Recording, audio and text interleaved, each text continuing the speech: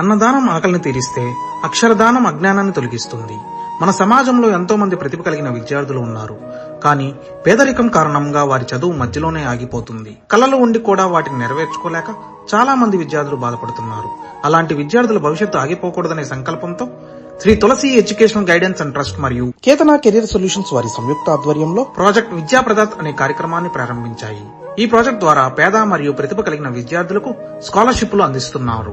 10వ తరగతి తర్వాత ఇంటర్ లేదా పాలిటెక్నిక్ చదవాలనుకునే వారికి 5,000 రూపాయల నుండి 15,000 రూపాయల వరకు స్కాలర్షిప్. ఇంటర్ తర్వాత ఆంధ్రప్రదేశ్ లో ఇంజనీరింగ్ చదవాలనుకునే వారికి 10,000 నుంచి 25,000 వరకు స్కాలర్షిప్. ప్రభుత్వ మరియు ప్రైవేట్ యూనివర్సిటీల్లో బీటెక్ చదవాలనుకునే వారికి 15,000 రూపాయల నుంచి 50,000 రూపాయల వరకు స్కాలర్షిప్ అందిస్తున్నారు.